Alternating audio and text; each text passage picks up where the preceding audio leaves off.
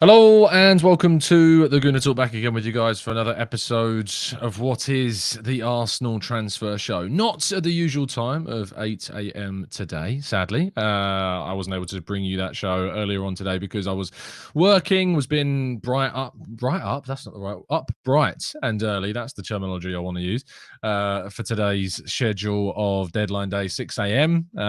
Was when I started, and it's fair to say that in the time since I've started, not too much has happened. Mikel Arteta's press conference has been kind of the main talking point of the day, alongside a couple of departures, including Rob Holding, who was expected to join Crystal Palace after an agreement was made for double what Arsenal paid Bolton 7 years ago. £4 million is what Arsenal are going to make from that deal, making a £4 million accounting profit after, of course, his 7 years at Arsenal. So I suppose that's a good way of looking at it. Nuno Tavares, of course, joining Nottingham Forest in a deal that is expected to see Arsenal potentially get a very good fee if indeed he does well and Forest end up signing him or activating that option. The option's expected to be between 14 and 16 million pounds. So could be a very good option for Arsenal if indeed he does perform and we see Nottingham Forest activate that clause. But there's no like slideshow as there usually is for these shows. In fact, what this is more so about specifically the opening up of the opportunity to talk to you guys and to get some of you guys onto the show and get your thoughts and feelings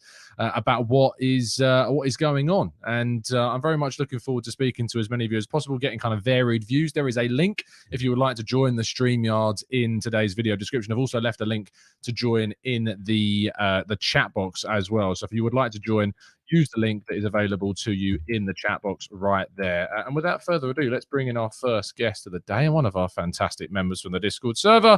It's Dan. How you doing, Dan? You good? You well? Yeah, I'm good. How you doing?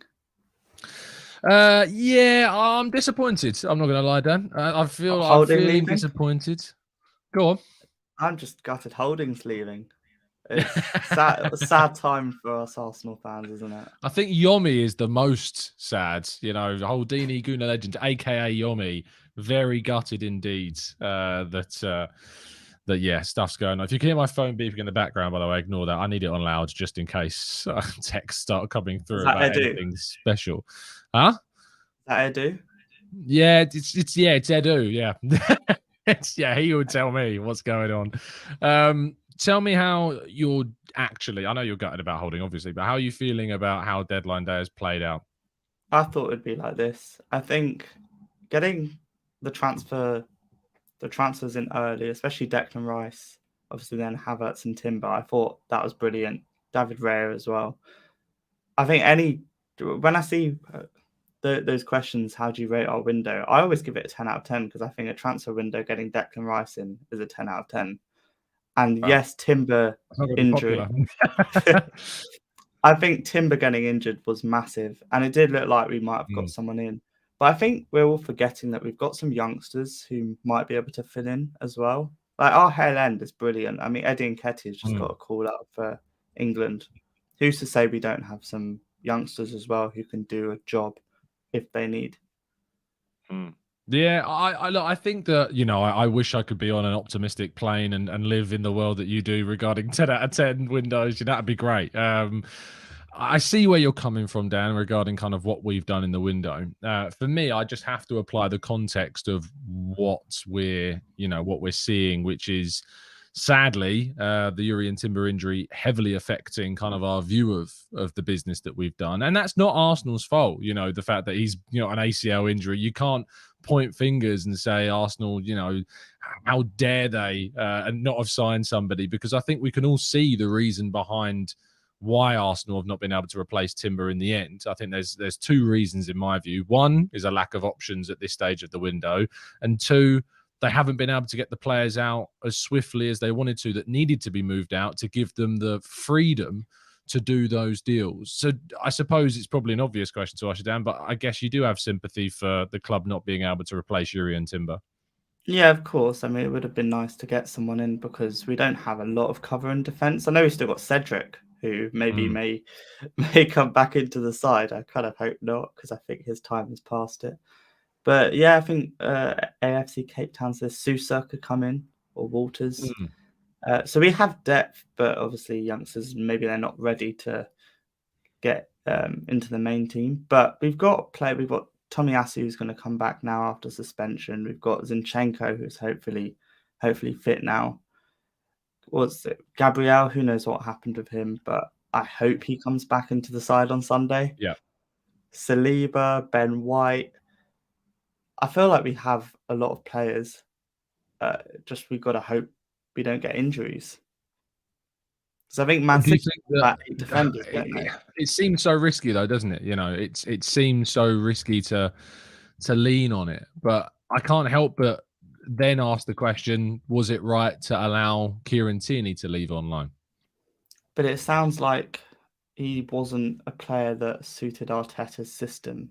I think if a defender gets injured, Arteta has about 43 different formations he can go into. So it won't bother him too much. I think you touched on it a few weeks ago that you can just have a player that can play different positions, not necessarily fixed to a position. So he likes these players that can, Thomas Partey, who can play right back, can fill in at centre back in the game, can play in midfield. Maybe Tierney can't do that. Maybe he's not that kind of player, and Arteta just didn't fancy him. I think that there's something to be said about the fact that he wanted to go. He wanted to get minutes. He wasn't getting minutes. And also you're in a situation whereby you've got Zinchenko, at the time Timber, although obviously he's now left in terms of availability. Zinchenko, Kivior and Tomiyasu, all considered by Arteta. Whether or not I or you or anyone listening thinks that Tierney is a better option than those 3 players, the fact of the matter is that Arteta thinks that Kivior, Tomiyasu and Zinchenko are ahead of Tierney in the pecking order. And for that reason, Tierney's wanted to go. So we can say it's a risk to let him leave, but he pushed to leave. Arteta and Arsenal are more than happy for him to leave. And the loan, I think, is a good deal for Arsenal because it means he gets some regular game time in a good league, in the Champions League, can come back next season. Hopefully we can get a very good fee that wasn't available, which I think is another irony of that deal, is that if Tierney is as good as people say that he is, in the sense of how on earth can Arteta let this, you know, as some people claim, world-class left-back leave, and yet no one is in the market for him to buy him for a figure that is said to be around £25 million. So do you see where that contradiction maybe comes into the fold? Yeah, I mean, yeah, it's true. Man United could have been in for him, but they've gone for Reguilon, which I kind of find a bit weird from Tottenham, giving one of their good fullbacks to a rival team. But yeah, if Tierney's not what Arteta wants, then I understand, and I trust Arteta to make the right decisions. If he wants to sign certain players like Havertz, I find that a weird one still. I'm not 100% on him, but I think he needs time, and I think Arteta's going to give him that time. And I hope that come December, we will see Havertz as the player that he is and what Arteta signed him for. Yeah, I think with Havertz, we're going to see a lot of negativity around him in the next couple of days in particular. You know, a lot of, why did we spend 65 million on him? We could have spent the money on that. And it's very difficult to come to a conclusion on the 1st of September about a player that you've invested that amount of money in. You know, I, for one, am going to be giving him the season. And it is, you know, as I pointed out after the Fabio Vieira cameo against Fulham, how many raving reviews he got, how many Fabio Vieira's arrived, he's here, how fickle we can be that we wanted him gone. So many of us wanted him gone in the summer and were willing to sell him. And we sit here now praising that performance and thinking, oh, wow, maybe this guy is going to come to the fore if he can produce that. I think partly the difference is Havertz was signed for, was it £65 million? It's quite a big investment. And we've seen what he does for Chelsea. And I wasn't overly keen on what he did. I know he's a Champions League winner, scored important goals, but I wasn't overly keen on him. But obviously Arteta's seen something that he likes. And that's why we've spent the money on him. And we can only just see what happens. But it is a hefty price tag. So I hope that it is right for us. Whereas Vieira was a bit less. Vieira was about 30. 34, yeah, is what he costs. Yeah, so at least £30 million less, you know, than Havertz. So the expectations are obviously different. But you could argue that this entire kind of, you know, window has gone mad in the last year compared to the last window as well. But Dan, thank you so much for jumping on. Really appreciate your time as always. Thank you, Tom, for having me. And look, maybe we will sign someone. You never know. I'm not optimistic, mate, but No. there's always hope. Arteta prefers talking about his commute than any transfers. So, yeah, I mean, what he said in his press conference is what doesn't always tend to be what happens in reality, but it felt pretty strong. Yeah, it felt pretty strong indeed. All right, mate. Catch you soon. Have a good one. Yeah. Thanks, Dan, for coming on. Much appreciated. There is a link if you would like to come on the show and give your thoughts, ask me questions, argue with me, tell me how much of an idiot I am. You're more welcome to do that. Let's see if Olu's going to do that, bringing Olu into the conversation. How you doing, mate? You good, Joel? Yeah, good. Thank you. How you doing? Yeah, not bad, my friend. Not bad at all. Tell me how you're feeling. As you know, I'm always optimistic. I mean, I try to to be anyway. Um, I'm feeling quite mixed because I think we could have gotten another defender. However, I trust Arteta, and I know he possibly have a plan for what to do if we have defensive issues regards to injuries. And I was looking at Liverpool's defense as well. They have roughly similar numbers as we do, so 6 defenders just like us. And I think maybe football is evolving, and I think as fans maybe we need to evolve our thinking alongside the managers as well. And I've always maintained up front, I don't think we need any other player. We have 6 players for 3 positions. Compare what we have to what Man City or Liverpool have. It's very similar. So I think we are fine with regards to the numbers. So I'm happy. However, I would have loved if we got another defender, but I don't understand why we didn't go for anybody else. If you had to be kind of, you say you're frustrated. If you had to be critical, like, are you pointing any fingers anywhere? Is there any kind of, or are you pointing fingers maybe even at supporters that are doing finger pointing themselves? Kind of where would your frustration lie? I think mine lies more with the supporters. I just feel that Mikel and Edu, they've done enough to warrant our trust. So I mean we can question, and have a different opinion, which is fine. However, I think we react to every single, every news. For example, Declan Rice. I think it was the Matthew that mentioned he was going to City, or almost agreed, but it was just Edu out, and I think we just need to relax a bit and just think about football differently. I mean, I say it every time. Everybody says Saka is a backup. I think some players, they get to the point where they can't get a competition for them. It's a bit like Salah. Liverpool never had a left-footed right winger, Harry Kane, Benzema, all these guys. And if you think that Saka is generational, then you can't have it. You can't have somebody to back him up, except someone that can play a different position, if that makes sense. So I don't really understand the frustration in regards to the Saka's one. With the defender, I understand because we are short, so I understand that. But with the Saka's one, I don't get it. We have 6 players for 3 positions, so I don't understand why we need to sign another player. We have Nelson, we have Trossard and Eddie as the backup for Jesus, Martinelli, and Saka. That's 6 for 3 positions, so there's no spot. Yeah, I think that what we are hoping now is just for some really good fortune with injuries, because we've not had that. Timber being out, Zinchenko's been out. We are down a number of players throughout the last season. Saliba is a question mark because that back injury, he looks to have recovered from it, but it feels like it's one of those injuries where you can lose it at any point. And I hate the idea of there being something of a bit of a landmine in the team, but it feels like that is the case with Saliba, and it could go, and just hopefully it doesn't.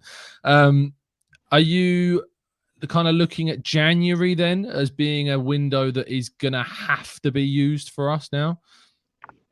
Yes, if the right player is available. What I mean is, right. Again, I tend to differ to other clubs as an example. And Man City, they lost Zinchenko and other defenders in over the summer. And in January, they lost Cancelo. Cancelo was a starter for Man City at the beginning of the year, and they lost him, and it wasn't replaced in January. They waited for Vardy summer. There's no point in getting someone in that would not elevate the team. Secondly, Arteta it gets called out for not using the academy a lot. There's a player in the academy called Waters. So we say it's not using enough academy players, but then we say sign more players. So if Arteta trusts Walters to fill in, for example, in the Carabao Cup or whatever, then we need to trust him. I think my main concern is Arteta himself. He doesn't react well to adversities. What I mean is when there's injuries, he doesn't react very quickly and make the best decision. So I think if he reacts properly, then that would not be an issue. But like last season, when Saliba got injured, maybe should have tried Kivio earlier. Perhaps should have tried Partey in the defense earlier. So that's the issue. He needs to know how to react properly to injuries. But with regards to the numbers, I trust that they've made the right call because they've done so in the past, and I have a reason to doubt them. Yeah, I think we share that concern, and the criticism of Arteta is there that, you know, team selection wise, rotation wise, when he makes certain calls for injuries, is he going to make the right calls? We hope that that's going to be improved this season, and fingers crossed we do that.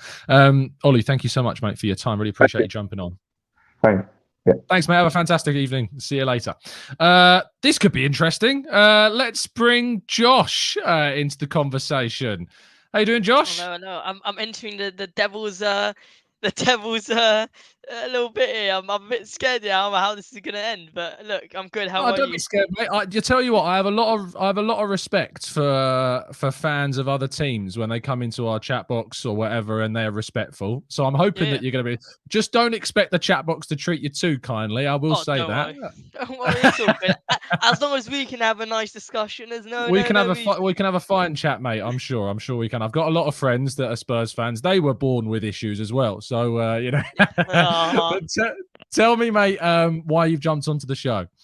Look, I wanted to talk about a little bit about Tottenham and Arsenal. I thought, you know, what other stream I can get onto? It's an Arsenal fan. Let's just do it on Arsenal fan. All right. Look, I think I wanted to talk about the main position where I've been very vocal about last season, and it's the goalkeeper position for Arsenal, which is now Aaron Ramsdale and David Raya. Look, in my opinion, I think David Raya should be your number one goalkeeper. I think he's a quality signing. Can't believe you signed him ahead of us, but whatever. No, look, I think I wanted to hear your point. Who's your number one in that goalkeeping position? Because a lot of Arsenal fans are now having controversial opinions on who should be number one. Aaron Ramsdale because he's younger, he's got more of a future. David Raya because he's more efficient. Who would you say?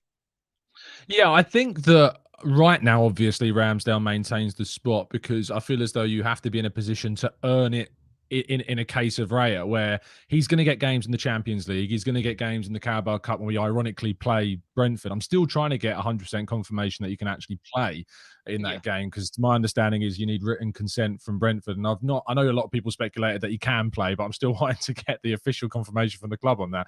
But I think he will get that opportunity in the Carabao Cup, in the Champions League. If he plays well and Ramsdale has a bit of a wobble, I have no doubt in my mind that what we'll see is a repeat of what happened with Leno, where Leno started the first 3 games of the Premier League season, conceded 9 goals, and then in the 4th game, we saw Ramsdale come in. And I feel as though that is absolutely possible with that situation with Raya. I'm curious now to throw kind of a question back at you, Josh, in regard to kind of Brennan Johnson as well that you're bringing in today. You've lost Harry Kane. Ange Postecoglou said that, you know, you can't replace Harry Kane. You have to kind of work around it. How do you feel as though your business has done to tackle the loss of a player like Kane? I feel like you've got to look at it in 2 perspectives. Either one, which is the money. Where's the money gone to? Has it been spent already? And you can look at it from a perspective of where's the goals going to come from? Is there a player who's actually really covered Harry Kane now? I feel like when we talk about a player, we need to talk about a couple players, because when you look at Harry Kane, obviously he provides you multiple players, you know, the creative side and the goal scoring side. I think James Maddison does provide you the creating side, but I'm still waiting for that goal side, goal scoring side. Yeah. Obviously, he did score a goal, but I want to see a bit more in terms of taking shots. Brennan Johnson, though, I think he's going to be an interesting one. I in my channel, I was fuming that we paid 50 mil for him. I think it's an absolute nightmare.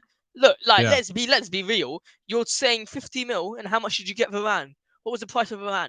What, like about 50 mil, wasn't it? So you're saying that Varane and Brennan Johnson, that's absolutely mental, I think. But it is what it is. That's the market value today. I feel like the transfers we've done this season, this transfer window has been efficient and well spent, except for that Brennan Johnson. We well spent. We spent our money very well, but there's been a lot of players that are still we're needing. We need a striker. Can't bear Richarlison. We need a midfielder. We need one ASAP. I mean, Conor Gallagher is the one who's linked with us, but I don't understand why that's dependent on if Højbjerg leaves. It shouldn't be dependent. It should be a straight away get him. We also need a defender. People don't realise, but if Romero or Van der Ven gets injured, we're back to the old Eric Dial, Davinson Sanchez. We're back to conceding 63, 64 goals a season. I mean, it's really, really bad. But I feel like we should look at the positive. And I know it's hard for the chat to look at positive from Tottenham side, but from a Tottenham positive side, we've covered the goalkeeper area. We've covered a cam position. Bissouma is essentially a new signing. We covered that CDM spot. The two fullbacks are absolutely phenomenal. The two centre backs are great. But the questions are on the front line. The questions are: is Sonny going to be back on form? Is Richie going to score goals? Is Decky going to start scoring goals? Is Manon Solomon, a player who I highly rate, is he going to be played in the correct position? Is Ivan Perisic even going to be sold now? It's looking like he's not going to be sold. Is Pedro Porro going to be playing on attack? There's so many questions to ask with our attack. But overall, decent window. Yeah, I'm interested to see kind of how Spurs and Arsenal's seasons transform kind of from here in terms of where both teams go. We've got the North London derby coming up in a few weeks. I look forward to that.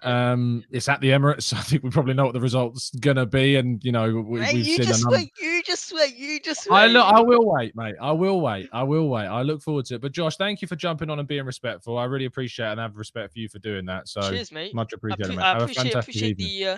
I appreciate the little discussion. It was quite nice, and hopefully I can have you on my channel soon. I'll reach you out. I'll reach you out on the Instagram for the for a potential North London preview. I can't promise I'll behave, but I'll do my best. All best. Good, mate. Neither can I. Have a good one. Cheers, bro. Cheers. See ya. Respect to Josh for coming on. I know that you guys are losing your heads in the chat box. That's fine. I don't mind rival fans coming on if they want to have a chat. We rarely get that perspective on the channel, so you got to respect it. Next on my list of people that I've got tuning in is Paul. Paul's going to be joining us. I say it so we can get ready. Paul, how you doing? How we doing? I'm good. See, I love the fact that I said, like, Paul's coming on, Paul's going to be here. I get him on the screen, and then he sits forwards. Like, that's the way it goes. Tell me how you're feeling, Paul. I'm feeling about 90% about the transfer window. About 90%. So you think it's a 9 out of 10 window? Is that what you're saying? No. Emotionally, 90%. Oh, okay. Fair enough. Yeah. Right. It's 10% of me that's like, oh, yeah. But, fair enough. I know how you feel. I'd say it's a 7 to 8 out of 10. Yeah, I said 7. I'm at 7 is where I'm at. Yeah. And I think if Timber was fully fit, what would you have rated the window? 9. Yeah, you're complete in line with me. I said if Timber was fit and we had this guy who I think is world-class potential defender, you've added him to the squad. You've got that depth in key areas across the back line. All we needed was a forward on the right-hand side, and I think it would have been a 10 out of 10 window from Arsenal this summer. But that injury has just changed things so dramatically. And I'm sure you've witnessed the meltdown. You've been in the Discord. It's, there's people that are very frustrated and upset. What if you were having a conversation with one of those people? Because whilst I am disappointed, I can't say that I'm pulling my hair out about the window, to be honest. But if you were having a conversation with one of those that are really, really angry and annoyed at the window and rating it like 5 and below, what would you say to them? If the start of the window, when we looked at positions we needed, probably right back was something we was most sort of concerned about. Right back, cover for Saka, and a couple of midfielders. We got the midfielders in. Timber was a bonus in my eyes. Yeah, he was not just a right back; he was someone who could cover the whole back line. Yeah, so he was an absolute bonus. We haven't got anyone in, but when I look at it and I think we've got Rice who can cover at centre half if we really need, and he's a very good centre half. Yeah, Partey who can cover that right back. Now we brought in Rice and Havertz. Yeah, and he's been playing the three of them, Partey, Wright, and Havertz. And in my marvel mind of thinking, the reason he's done that, obviously, because we need inverted, but he wants to get Rice, Partey, and Havertz used to playing with each other, so that he can rotate them. Right, that's what I think. Later on in the season, he might want to play Partey and Havertz together. He might want to play Rice and Partey, or might want to play Rice and Havertz. And having the three of them playing together, they're all getting used to each other. So if if say he does need to drop Rice into defence, he can have Partey and he can have Havertz. But, I think with sorry, keep going, Paul. You cut out for a second. I thought you were done. Keep going. No, go on. I'll pretty much watch it. Like the midfield with Havertz and Partey and Rice and Jorginho. I still believe, I let people talk about the fact those people that wanted another midfielder, I think, look at it as like there's not much depth in the left 8 role as it's described. I don't really look at the midfielders in Arsenal's team anymore as like a CDM, a centre mid, attacking 8, 10s, whatever. I look at it and go, I think we've got 2 types of central midfielders. I think we've got centre midfielders that can go forwards really well. I think we've got centre midfielders that are better in, the more defensive third and being a foundation for the squad. And I think that Rice has attributes that blend him a bit into that, potentially into a player that can also do a bit of both. But I do think there's more of kind of a categorization of 2 clear, maybe 3 groups. One really good going forwards and a group of players that are better, in that defensive third. Or as TJR says, a functional group, which is the more defending types, and then the dynamics that are the ones that go forward. So we've got, in my view, the best group of defensive midfielders in Europe in Partey, Rice, and Jorginho. I don't think there's a club with as many good options in that defensive midfield role as we have. And then in the attacking options that we've got Martin Ødegaard, who I think is a world-class player. Nod if you agree, Paul. I'm seeing you nodding, so I'm going to say you are. We've got Kai Havertz as well, of course, who I think, as we know, the jury is still very much out on him. The same can be said about Fabio Vieira. Arteta was bullish in his press conference about Smith Rowe, saying, no, he's staying. I've had conversations with him. I think it was a lot of kind of media paper talk, and I'm one of them, so I have to take some responsibility, I suppose.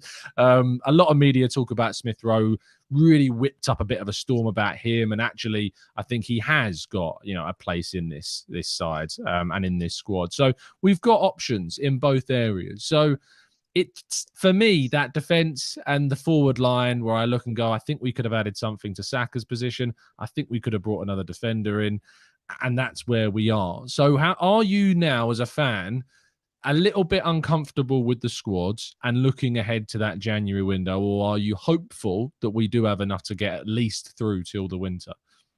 I think we're going to have enough. Yeah, I think we're going to have enough. Yeah, absolutely. Yeah. As I say, because I think we've got cover. If you look at it, you can play Tomiyasu left, right, centre. You can play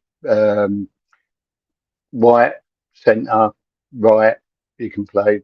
Saliba can play on the right, or he can play in the centre. And then you got Gabriel.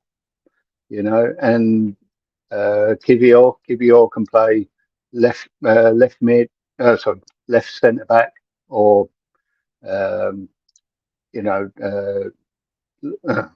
left back.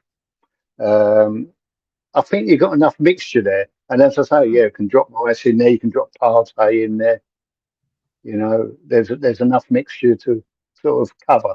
And I think it gets through to January. And maybe, you don't know, Timber might sort of go, make a bit of a recovery and be ready for sort of January, February. Maybe. Yeah, potentially. We've also got Roy Waters. Yeah. I mean, the main one, as you said, was cover for Saka. That's the one I was looking at more than anything. I think if he gets injured, obviously there's a big question. But I think that would happen even if you sign someone, you know, like what are Arsenal Yeah. going to do without Bukayo Saka, you know? So it's more Yeah, about we ain't going to spend 100 million, are we? Yeah, exactly. Yeah. Kudus was the only one for me. I looked at Mohamed Kudus and thought there's a player that maybe could have been the guy. But ultimately, we didn't get any players out. Pepe's still here at the moment. There's no talk of him leaving on deadline day, although the Saudi and Turkish windows, of course, are extended beyond the English ones. That might change. We'll have to wait and see. But Paul, thank you so much for jumping on the show. I really appreciate your time, mate. And it was a pleasure to see you at the live event. I hope that we get to do more in the future and you'll come along again. Absolutely. Pleasure, my friend. Especially since we ain't got. Yeah. Thanks, mate. Bye. See you later. Bye. Lovely stuff. Let's get Mike on. I've got quite a few people waiting now, and I realise I've only got 22 minutes left before I'm meant to go onto Mike's channel. So these are going to be quick fire, guys. So I'm going to try and get through as many of you as I can, but I may have to close the queue for the moment. Just let me do that quickly. Otherwise, I'm not going to be able to get through everybody on the show, and I want to try and give everyone that is waiting patiently at least a chance to speak. So let's bring Mike into the show quick. Mike, how you doing, mate? You good? You well? I'm very well, thanks, Tom. How are you going yourself, mate? Is it surviving, mate. Surviving, doing all right. Tell me how you're feeling. What have you jumped on to tell me? Oh, look, I'm actually quite happy with the way things are at the moment. The litmus paper test for me was looking at the bench at the weekend. I mean, if you can all have all the debates you want about formations and etc., etc. But if we look at the bench at the weekend, which had Jesus, Nketiah, Jorginho, Vieira, Smith Rowe, Raya, Gabriel, Zinchenko, and who else is there? Nelson. That's a pretty good bench. In terms of depth, I think we're there. Compared to last season, I think that particularly if Vieira comes on and does what he does on a fairly regular basis, we'd all be delighted. I think we've got cover at defence. I think whichever position you're looking at, we've got three players who can play it. So for right now, I think that's good enough. Like you, if there was one position I wouldn't have minded, it would have been a Saka potential replacement. But we have got Nelson, we have got Jesus that can play. Who can play there as well. So I don't think it's quite the horror show that some fans would have us believe it is. One more would have made me slightly happier, but I would still give it probably an 8 out of 10, even with the disaster that befell Timber. Really, I have respect for people that are even more optimistic than me, about the window, because I think, I sit on a 7 because I feel as though it was a 9. The injury drops us down to a 7 because it's like Timber doesn't exist, and he's such a big player for us because he covers so many roles. And I don't think even if we were to sign somebody now, it would only take you up to an 8 because I don't think they'd be able to cover the positions at anywhere close to what Timber does, But I think an 8 is still fine. The issues for me is when it starts going below a 7, where I think people are maybe forgetting what we actually have done. I get there's frustration and anger, but below a 7, you're starting to get into really kind of negative feelings about a window in which we spent more money than ever before, even without the Timber signing. If you take that away, we spent more than we've ever spent before. And we were really proactive in beating Man City to Rice, beating Bayern and potentially even Real Madrid to Havertz, who were also interested, And I think that what we've done in the market as well, outgoings-wise, you've got a good fee for Balogun with a great sell-on clause, great money for Xhaka. We've moved on Holding now for £4 million. We're understanding that it will be around that kind of figure. Turner's gone for more than we bought him for. Trusty's gone for more than we bought him for. Tavares could potentially go next summer for more than we bought him for. Marie got us an extra few million quid as well. We've sold more in a window than I think that we've done. I think than we've ever sold in at least Arteta's tenure. I'm not sure about the full history, but I overall and I'm happy. I'm just gutted because of the Timber situation, and I think that's where we are. Absolutely. Because he was a revelation. I mean, I thought he was a good ad, but when we were looking at him in pre-season, he was a revelation. He was just fantastic, and can't wait to see him back. To be honest, I think he adds heaps to the squad as a whole. It's just a shame we're not going to see him for a few months. Our record window regarding sales was in 2017. Well, that was actually the 2017-18 season because we sold a lot of players in January, but we sold Oxlade-Chamberlain for £35 million. Chesney went for £16 million. Gabriel Pallister went for about 9. Gibbs for about 6. We sold Yaya Sanogo for a grand total of 0. You'll be surprised to know. And then in January, we sold Alexis Sanchez. We was sold. It was a swap deal, but actually money did go onto the books for that deal, around £30 million. Theo Walcott, Giroud, Coquelin, also all left in January for fees. So yeah, that season is the one we've kind of sold the most. But this season is up there with the highest that we've ever sold players for. Absolutely. And I think a few guys in the chat box have referenced also the new contracts that we've gotten as well. That can't be forgotten in the big picture of stuff. I mean, to lock in Saka and Martinelli and Saliba, and that's just sensational in terms of us as I think that's gone under the radar a lot future. this summer. I think Sam Dean said it in the game against Forest. I think he tweeted saying, no matter who Arsenal sign, whether it's Rice or whoever, the best signing Arsenal have done is renew William Saliba's contract, and then Bukayo Saka as well. So yeah, fair points. Mike, thank you so much for jumping on. Welcome, really appreciate the time. Thank you, mate. You're welcome. Take care, buddy. See ya. Have a good one. Thank you to Mike for jumping on. I appreciate it. It's fairly. I'm trying to look at the time now. It must be fairly late over there in Australia. Let's bring in Basha to the conversation. Always a pleasure to chat with Basha. How you doing, my friend? Hi, Tom. How are you? Greetings from Very Egypt. good. How are you? The background's changed. Yeah. I thought It used to be like a giant. I feel like I remember a giant rug that was behind you before. Yeah, it's correct. You're absolutely right. Looking good, mate. It's looking good. Tell me how you're feeling. Why have you jumped on to talk to me? But I know that you joined us in the Arsenal Way chat box this morning, and you were pretty frustrated. How am I feeling? I'm not feeling good, but I'm not surprised. I mean, it's 33 years of being an Arsenal fan. I'm used to this Arsenal emotional roller coaster. Everything has to happen in the most dramatic way possible. So I'm not very good, not very confident actually. Okay. For the second year in a row, we'll entering the season with a thin squad, and this time it's completely on us. Last year we were in this phase X of the project and blah blah blah, and we still don't have the full squad. And the emotional roller coaster is that we've started the window brilliantly, and we've spent big, and we were all really happy. But we still don't have cover for our in the right wing. We still are short on defenders, and I can hear you and all the other guys having this false sense of security about our defenders, squad of defenders. In terms of profiles and people's ability, and because we have 2 or 3 guys who can play in 2 or 3 places across the back line, we yes, it's true that we have 3 people covering every position, but in terms of head count, we have 6. So we're 1 injury and 1 suspension away from having to play the same 3 games in a 1 week. Partey is the defender now, mate. Yeah, right.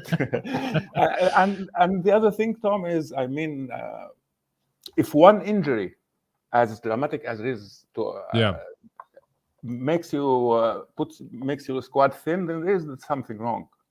I agree. I think that's a fair point. I think if 1 injury starts raising, serious, unless you're talking about like Bukayo Saka, because obviously a player of that caliber, even Saliba, and I know we lost Saliba last season, but it was the combination of Saliba and Tomiyasu at the same time. If you lose a player of that caliber, the questions are going to, you're going to start thinking, we got a problem because they are just that good. But I take the point absolutely that if you have just 1 injury and you start to feel short, that's different because, we are short in defence. There's no question. And I haven't got an argument to that. Let me ask you, Basha. You said obviously you were feeling pretty deflated and like you think we've left ourselves short.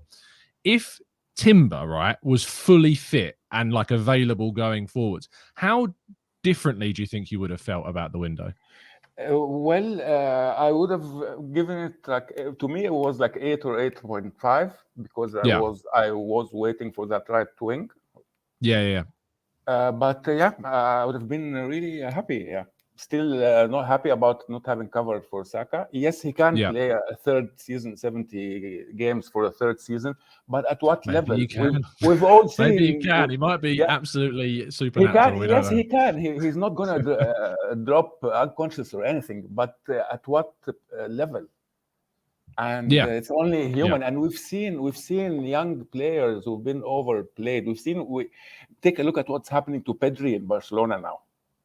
And Pedri in one season played the full La Liga, played the World Cup, and played the Olympics. And he's still suffering and paying for that 3 years later with a repeated injury. So, but if it wasn't for the Timber injury, I would have given it 8 or 8.5. The incoming, the outgoing, it's a 5 for me.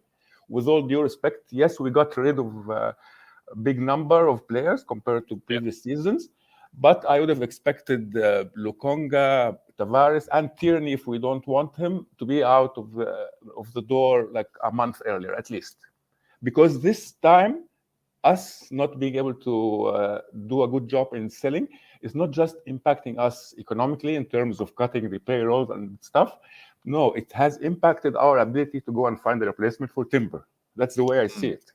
Yeah. And you're absolutely right. It has affected our ability to go for Timber. Exactly. This is the last question I'm going to ask you, because obviously I've got some other callers to speak to, but you're fantastic when you call in, Basha, so I want to give you the time of day. When it comes to that rating of 5 out of 10, I feel like that's only slightly harsh. I'd probably say sales are on a 6.5, but I think that they're obviously, I don't necessarily point the finger at the club and say that's not good enough and you deserve to be punished or face consequences because of that. I look at it and go, it's a 6.5 out of 10, but I know why it's like that. The reasons why it's like that is because if Tierney is so good, someone would have come in and bought him. But only Real Sociedad came in with a loan offer for Tierney at the end of the day. That's all that was on the table for Tierney throughout the entirety of this summer transfer window. You then have Balogun. Inter weren't interested in paying what Monaco paid, which was around 34-ish million pounds. No other club has come in with anything else in the market than what was offered for him.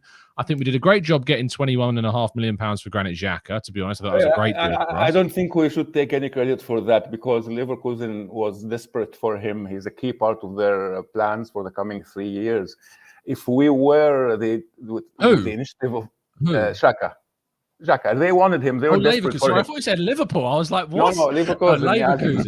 Leverkusen. So I don't think he was going for about 30 million pounds was what they were offering initially. That's what they wanted to pay. And Edu negotiated that figure up with his team up to 21.5 million pounds. I do think they are deserving of credit for that deal.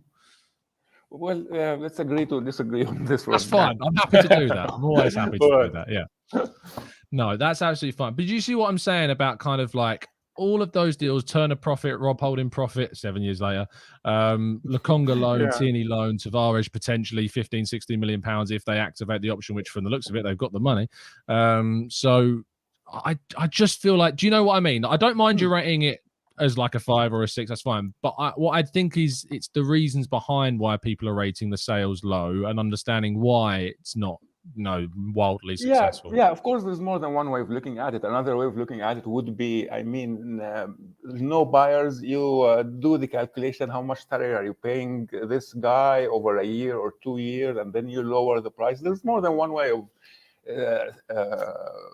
skinning a cat, as they say. But anyways, I know you have a long queue. I don't want to take much longer of your viewers' time. No, Basha, don't be like that. That's absolutely fine. I really appreciate you jumping onto the show and giving your thoughts. Thanks for giving me the opportunity, man.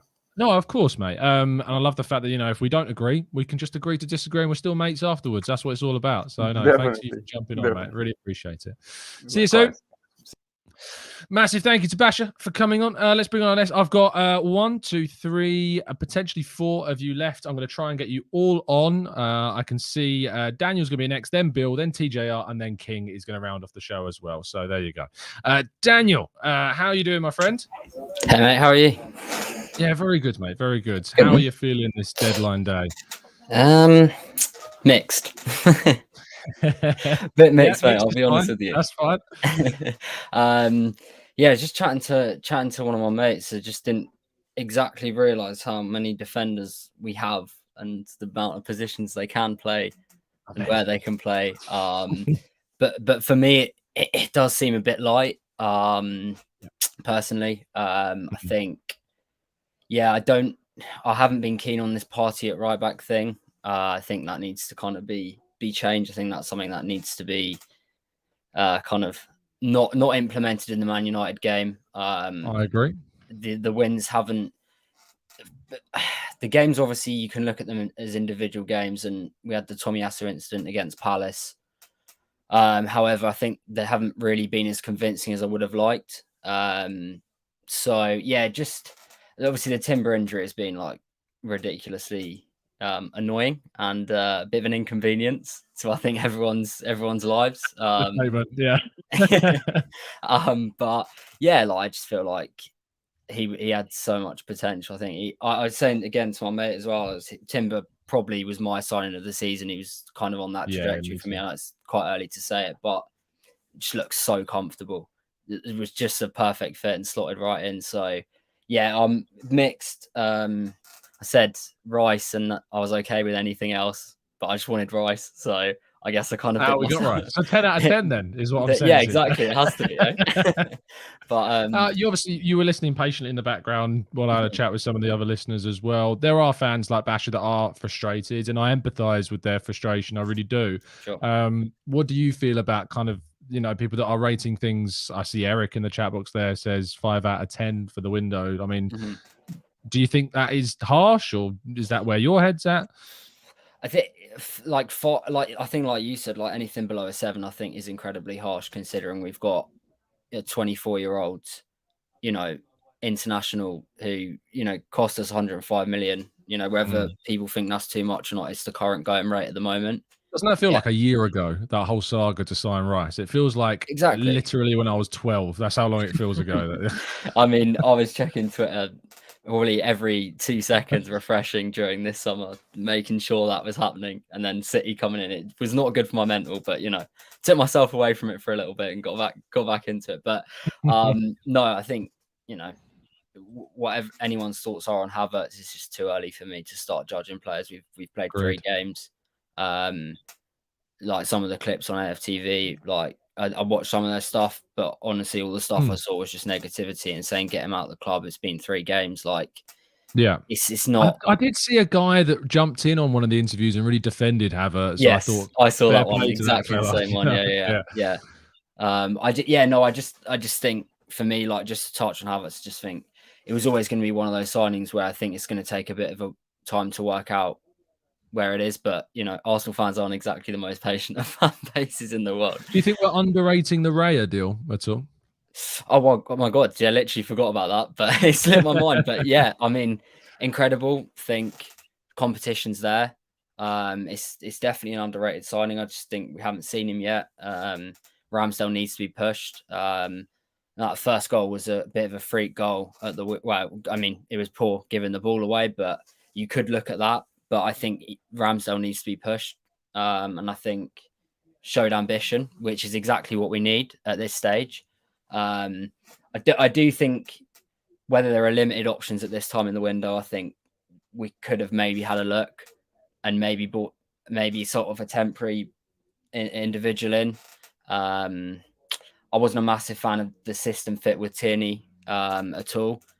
But I think you've got to look past system fit and you've got to look not past quality, but I think you've got to look past things just to have depth, because I heard and one of the earlier callers saying about the academy, but if we get injuries and then we're playing Man City at the Etihad, are you really going to chuck some sort of 17-year-old defender? And it's not really who I would trust at the back.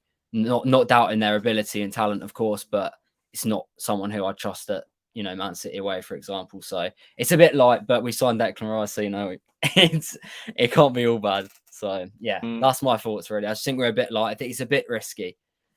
Yeah, no, that's fair enough. I think that we have to left ourselves with an element of risk, without a doubt. So yeah, absolutely. Daniel, thank you so much for being patient first of all, and then jumping. I really appreciate it. It's always a pleasure, man. Have a good Thanks, day. bro. See you later. Have a good one. Good evening, mate. Let's bring in Bill to the conversation. Another person I've met at another live event over in the States earlier this year. How are you doing, Bill? You good? You well? I'm doing great, Tom. Thanks. Absolute pleasure, as always, to speak with you. How are you feeling this deadline day? I'm feeling all right. A little nervous, like everybody else. I mean, yeah, the Timber injury obviously puts a damper on everything. But overall, I have to be optimistic. I think part of the nervousness comes with the increased expectations. If you had, this team or this window last season, and with the expectations we had, people would have been buzzing, people would have been over the moon. But we have those increased expectations now. So, that just comes with the territory, and this is where we want to be. So, got to be excited. Absolutely. I still think, it's difficult to be excited on deadline day where you don't sign anybody, but I still think there's so much reason to be excited about Arsenal this season. And certainly where we've gone from previous years of missing out on targets to other teams, beating City to Rice, beating teams to Havertz, no matter what people think of him, we had to beat other teams to sign him, beating teams to Timber and getting that deal done, then getting a miraculous deal for David Raya on loan, with an option to buy. I think that's some really good business. It's just frustrating that we've lost Timber and it's left us in a bit of a rut, sadly, regarding the depth of the defence. Are you empathetic towards the club's efforts to bring players in on deadline day, or are you critical of the efforts? I think it's a credit to the improvement that we've had in recruiting, that we've gotten all our business done at the beginning of the window, and we're not making the same mistakes of making a panic signing. I would almost rather go in with the depth that we have now rather than try and sign someone like we have in years gone by, and either be stuck with them and unable to get rid of them, or have them, not work out. I feel like we have enough depth. It's the reason we bought the people we did, is to have that depth and quality. And we really do have that depth and quality so that we could handle an injury or two. Well, now we have that injury and we should be able to handle it. It's when we're now thinking, oh, well, what if we get another big injury? Then we're going to be in trouble. Well, I mean, it could happen, but I think now we're in a position where, with the depth and quality we have, we can act a little more like City in the way that we've wanted to, and rotate more. I mean, how do injuries happen? You're either overworked or you're coming in cold and expected to, just get right up to speed, and something doesn't react well and you get injured. Well, now that we can rotate and keep people fresh, perhaps we may not have those kinds of injuries in the same way that you've seen City get lucky with their injuries in the past. I got to be hopeful that that's kind of what we're working towards. Yeah, I really, really think that we are in terms of, when I look back at these windows and I look back at 2022 and 21, I can't look at it as anything other than the recruitment is going in a really positive direction. Yes, it's frustrating that we didn't get all the positions that we needed.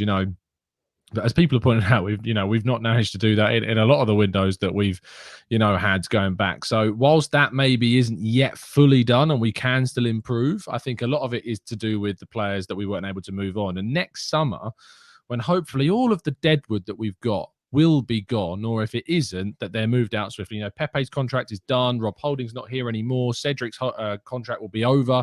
Lokonga and Tavares, obviously the two, but obviously Tavares is a pathway out, maybe with the option that he's got. Lokonga might come back a better player from a year's loan, if indeed he gets one, and then we might be able to sell him. Tierney will come back, hopefully with a year of football under his belt. We can either use him or sell him. So I think that, whilst I think that this was the last summer I wanted to see a rebuild regarding Arsenal's squad, and I think we have effectively ended the idea of a rebuild. I think next year we're going to be looking at bringing in a really world-class forward player, potentially a centre forward, maybe one that can play across the front line. That's what I'm hoping the big marquee Declan Rice-esque deal will be next summer, is a really good forward, because I think the midfield had to be where we signed that marquee player this summer, and we did that twice, technically, depending on how Havertz gets on. But overall, I think we are moving in the right direction. So, Bill, I'll give you the final word. How would you like fans to look back on this window?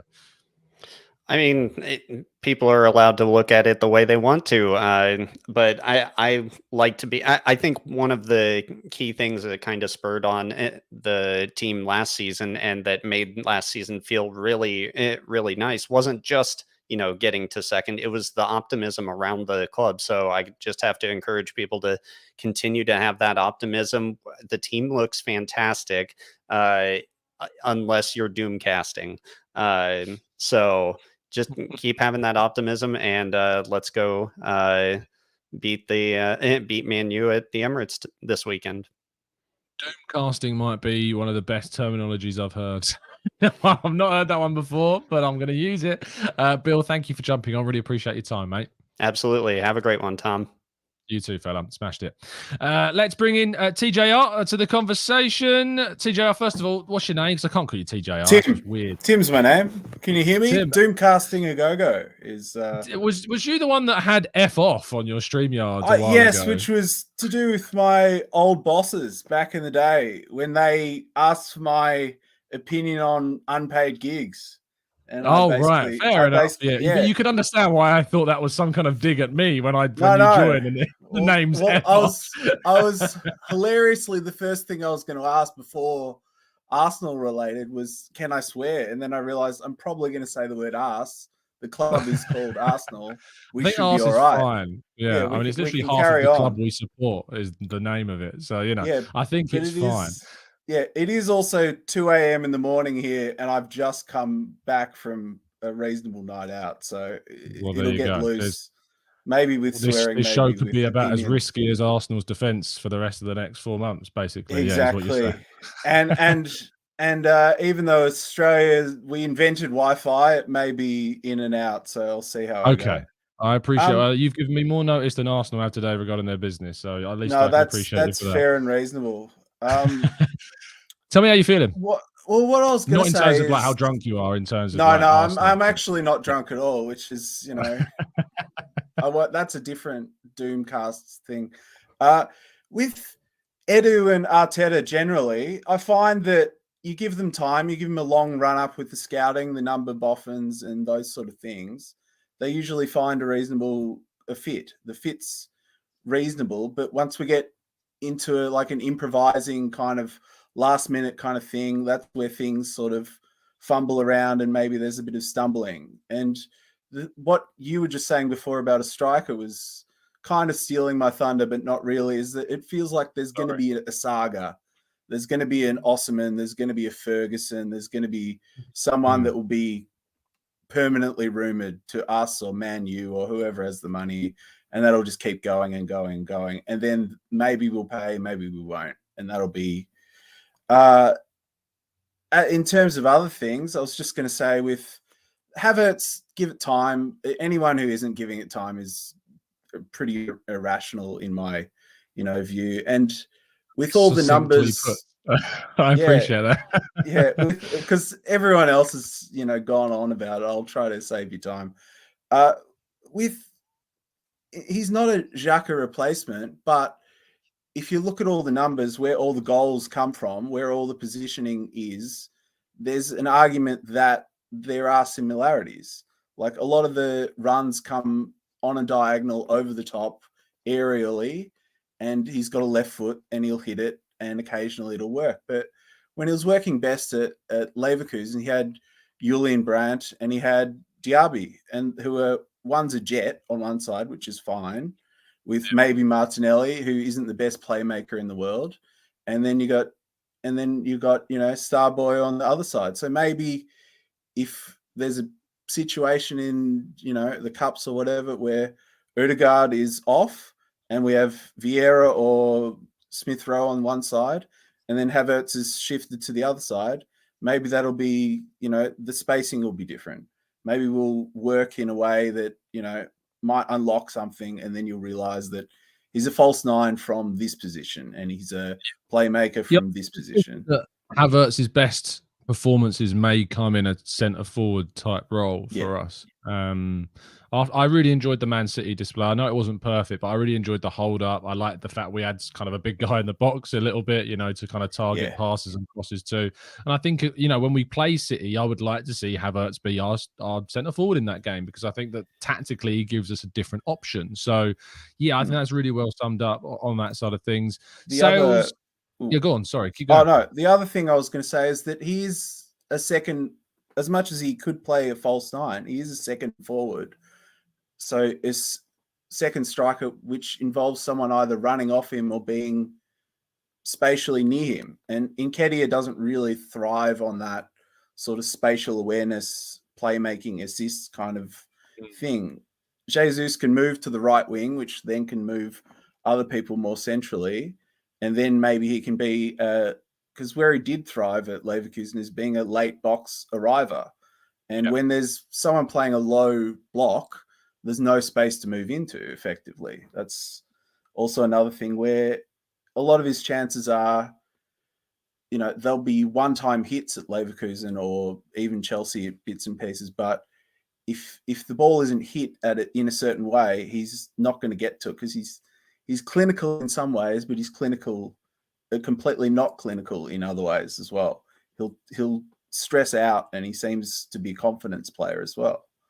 So yeah, I agree. In regards just to quickly to sales and what we weren't able to do outgoings, if people go to the football.london website, you'll see an article that's just gone live from myself talking about how it's my understanding that Arsenal have been left pretty frustrated by the fact that teams like Crystal Palace, for instance, have taken this long to materialize interest in holding into a bid, because they've been interested for a while in holding, and it's only really come to the fore today.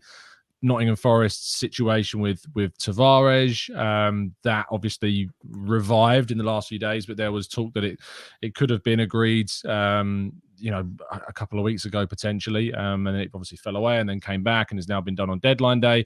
Nicolas Pepe, of course, is still here, and we haven't got reasonable offers for, you know, the Balogun situation. We sadly didn't get good offers coming in for him, and then eventually an offer was made by Monaco that we found that we were willing to accept, you know, quite again late in the window, which was a significant portion of what we were hoping to get this summer in terms of incoming funds. So what do you make of Arsenal's sales side of things and how that's blocked us from doing business? I won't give numbers because that's, you know, performative or whatever, but that's for me. I'll do that. Well, you can give a letter grade or a number, or the thing that I was going to say is that the Saudi deadline is next week, so let's not rule out whatever comes and goes in that situation.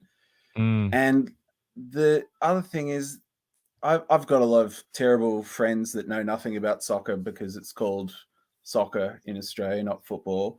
And they go for all sorts of teams, Milan, Liverpool, whatever. And there's been a lot of talk of, you know, is there a Sergio Ramos that might appear at a team somewhere who's out of contract? Is a, you know, a Benzema on loan or something because he's pissed off with Nuno at whatever club he's at? Like, is there going to be not a shock value for whatever that league, but there may be people willing to go the other way for bits and pieces. I'm not saying maybe not now, but in the future there may be wantaways like any other club. Like Chelsea, they've got more players than they can deal with. Maybe Saudi, it'll be, we've got an opportunity to get this other marquee signing because they can sell more tickets or they can do whatever. In terms of us, I think, you know, are we the biggest selling club in world football? Is that kind of where we are? Are we, in what context? So for example, Brighton or Dortmund or things like that, they do buy players to eventually sell them on. We are attempting to be, you know, wherever Man City are, we're attempting to get into that, but we're not there yet. But if, excluding Saka, if anyone came along with an offer for any player in our team for a certain price, we'd be considering it. That's sort of, you know, I know that's maybe living in a fantasy world, but that's kind of where we are. And so, as a selling club, we're not in no man's land like Crystal Palace or interesting that like you that, call where us. they hang around in the ether. It's interesting that you call us a selling club, because like I understand where that perception of Arsenal come from, especially from like the Van Persies and the Nasris and the Fabregases of when they went and things like that. But like I look at Arsenal now and I think, well, you know, if we were talking about Arsenal back in the early 2010s and this, you imprint that Arsenal on the Arsenal today, well, William Saliba probably would have been sold. You know, Bukayo Saka might have left. We wouldn't be the team signing Declan Rice. You know, I think every team to an extent has to be good at selling or try to improve what they are at selling. But I think I don't categorize us as a Dortmund, you know, who are a team that will sell to. No, to I buy, don't you know. either.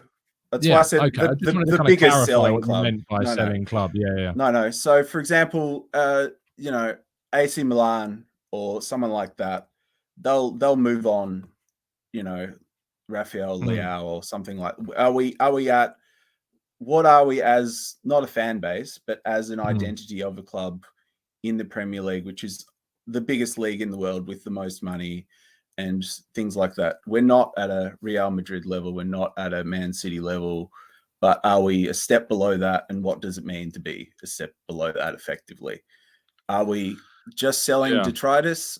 Fine, move on, Holding, move on, Pepe, move on, all the junk. That's absolutely reasonable. But if we're not promoting youth, which again, that's another choice for Arteta, which people who I think Basha is the guy that was on before. He's Basha, great. Yeah. Every time I hear him, he's always spot on. He's great. He's top man.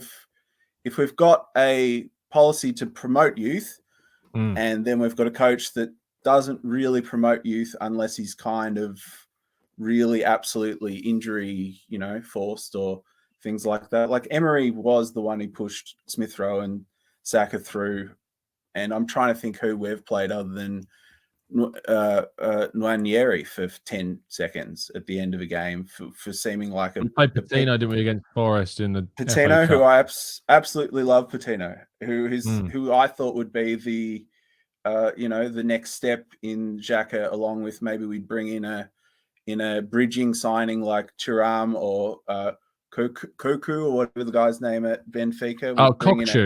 Cockchu, bless you. Yes. You know, a bridge signing like that where we'd be able to figure out whether he was ready, whether he was not. But clearly, we're doing that with other clubs, and whether we're a club, I'll stop now because I'm banged on for long enough. But are we the kind of club that would be, you know, investing in a feeder club or something like that? And where is our vision for the future? Because American owners, that's fine, they're cool, but is their vision of American sports impacting how they see a climate that is very different to American sports? Like Chelsea are building through the draft. Good luck to them, but we're not, you know, what are we? No, ironically, Chelsea are invested in Strasbourg as a potential feeder club, you know, so it's interesting to see if that improves. I think, you know, Chelsea are a complete anomaly. They're chaotic and messy, but somehow still that's putting it politely sell quite well, you know. So because Martson was being linked with like a £31 million move to Burnley, but I don't know if that's going to get completed because I think the player is more interested in staying. So who knows? We'll have to wait and see. But Tim, thank you so much for coming on. Really appreciate it. No problem, Tom. Always great stuff. Any criticism comes from a place of kindness, and it's never as bad as it might be, the swearing or anything else. So keep doing the good work, man. Thanks, bro. I appreciate that. Make sure you get some sleep and some water. Yeah. How's my hair? No, it's fine. It's all good. It's better than mine. So yeah. No, that's a blatant lie. No. Okay. Thanks, bro. I'll speak to you soon. Cheers. See you later.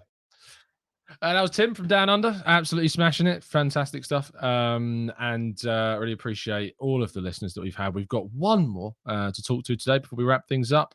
Absolute pleasure always when we get to speak to him. It's King. How you doing, King? I'm good. It's been way too long.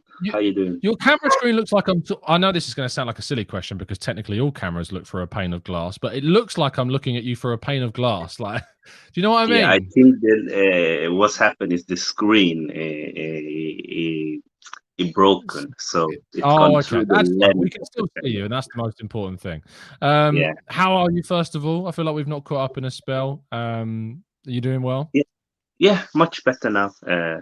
Thank God, much better now. So yeah. Yeah, no, absolutely. I know that people in the Discord will be aware, but yeah, it was important so I wanted to catch up and see how you are. So it's good to hear that you're doing well, my friend. Maybe a lot better than Arsenal have done this deadline day. It's a good comparison. So tell me how you're feeling about things.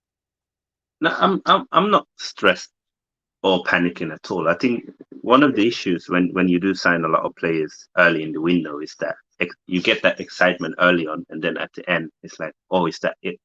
Whereas I think if we were to sign Raya and Rice today, everybody would have been, wow, what a major coup, if you understand what I mean. So for me, I think we've done a good window. I think each player that's come in is an improvement on everybody that's left. So if you look at Turner's left, Raya is a massive improvement. Tierney's left, Timber is an improvement. Xhaka's left, Rice is an improvement. And then Havertz is a bonus, basically, because we haven't had so many players leaving in that attacking midfield. I don't think anyone has left. So for me, all in all, we've done very well with players in. I think sometimes people want a big squad, but also think there's a danger with having a too big squad because of, you see the last time, like, look at how many players who didn't reach the match squad. You know, players like Tierney couldn't join the match squad. And that's with Timber being out on injury. So for me, when you look at that bench against Fulham, I've not seen an Arsenal team with such a strong bench for probably 10, 15 years, if I'm honest. So I'm happy with the squad. Would I want more players? Of course, you always want more, but I'm not in a space where I feel like, oh, it's over, the season is over, poor again, edit out, clueless. Not at all. So I think they're doing a good job. And also, I think what people don't take into regards is that, you know, when players like Lokonga and Nuno Tavares, when their personal terms don't get agreed, there's nothing Edu can do. You can't sell a player to a club if the player himself can't agree personal terms. So that it's not always on the club when it comes to sales. I do think we can see that he's getting better at selling players, but you can only sell what you have. And we didn't want to sell Smith Rowe, so that's where we kept him. There's certain players we don't want to sell them. We would have been getting huge fees for them probably, but we want to keep them. We want to keep Saliba. You know, we want to keep Saka, Martinelli. So you can't always have it both ways, Tom. You know, people want big fees, but no one was willing to pay big fees for Holding. So what do you then do? Sell it to the highest bidder. This is what I asked the question. You know, I ask this question to people all the time. They're like, we didn't get enough for Balogun. We didn't get enough for Turner. We didn't get enough for Holding. I'm like, guys, you've got to get real and realize that only Monaco were in for Balogun.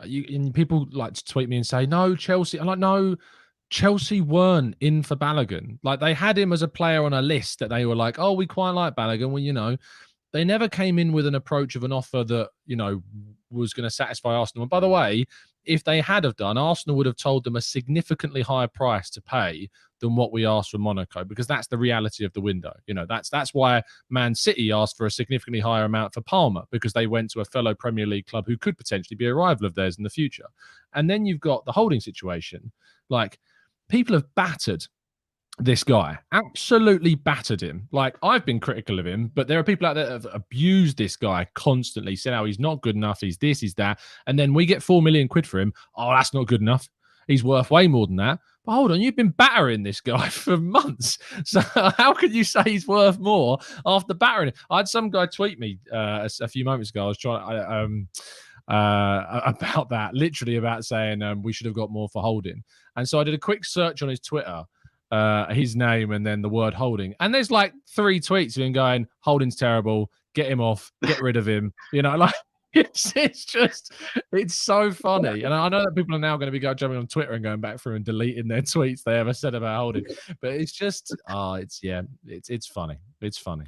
Yeah, and the thing is with Holding as well. I think I checked his record. I think once past 7 seasons has he played 30 games in a season.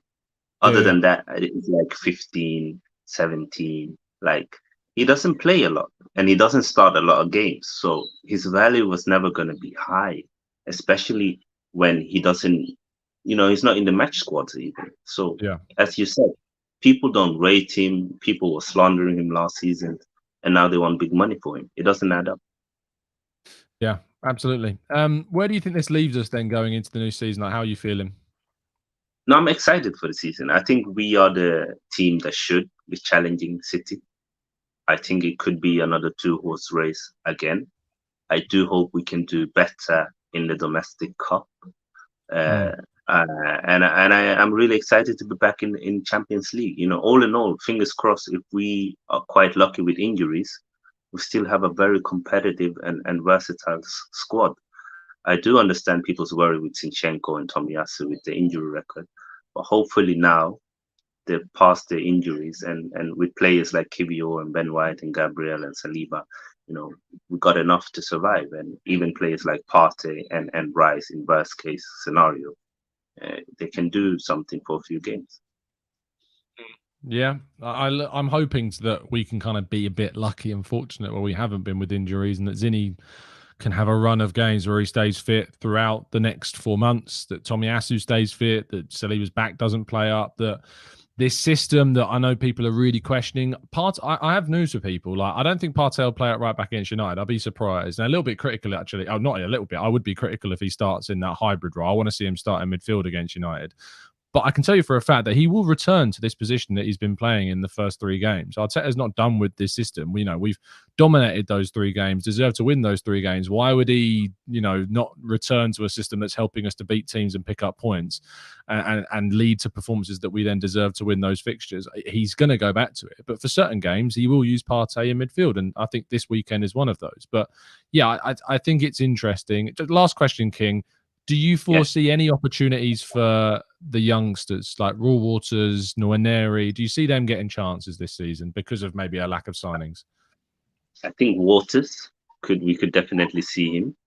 I think especially in the cups, in the early rounds in the Carabao Cups, we could see him. And Eaton as well. We could see him get a few cameos here and there. We did see him once, I think, last season.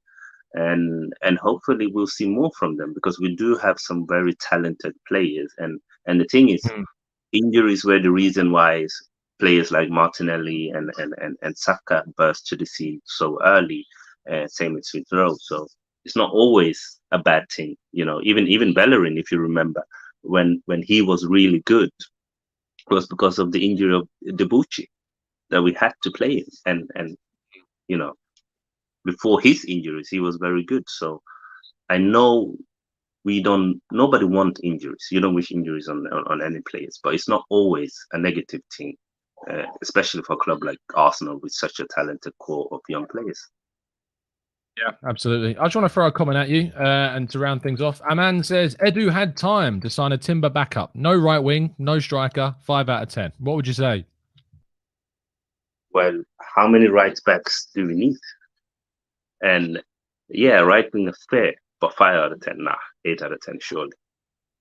Well, I say 7, so I'm a little bit more harsh than you, I guess. King's gone. No, is he back? No, he's gone. I don't know what happened there. We lost King, but that's fine. I'm a little bit harsher than King. I've got him for a 7 out of 10 on this. I've said this before.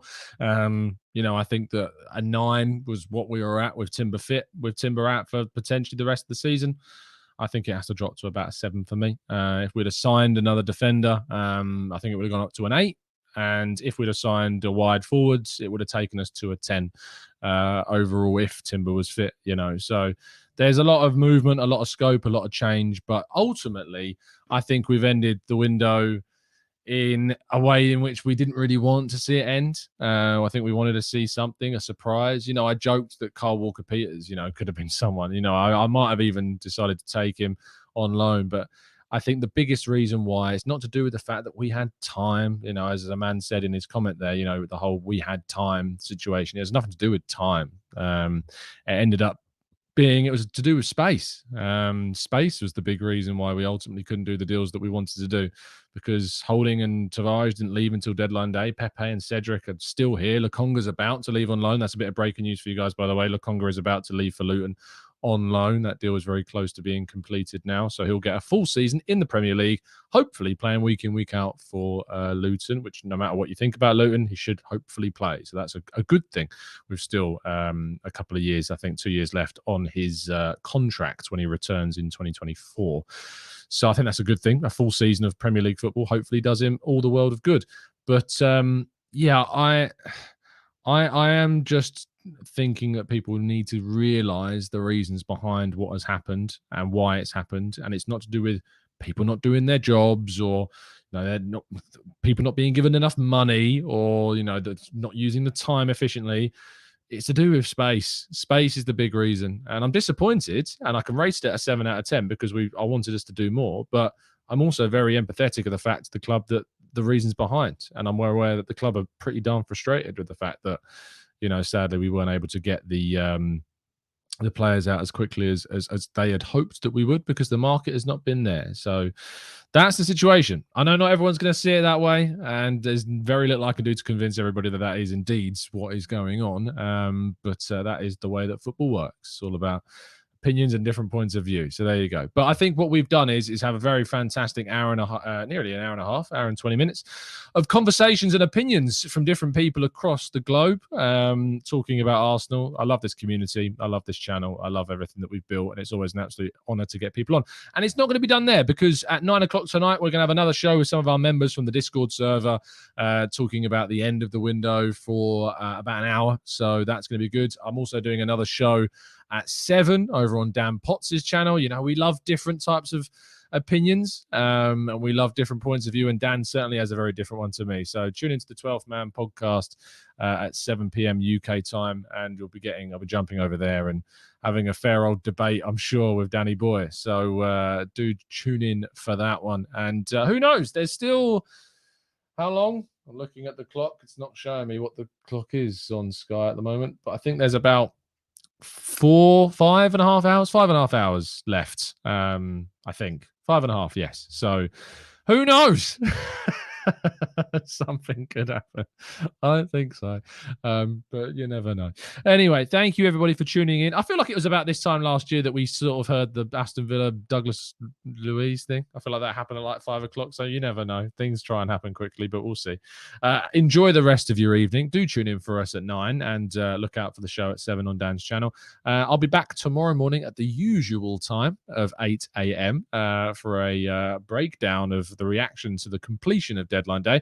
Interesting that Palinha's move to Bayern Munich has collapsed as the German window closed. They failed to agree a price, it seems, in the end for that deal to go through. So lots of stuff still to happen. So keep your eyes peeled to all the relevant channels. And Football.London are doing a live blog with all the latest Arsenal news, so make sure you check all that stuff out over there. Have a great day, people. Enjoy yourselves. And as always, stay safe, stay well, and up the Arsenal.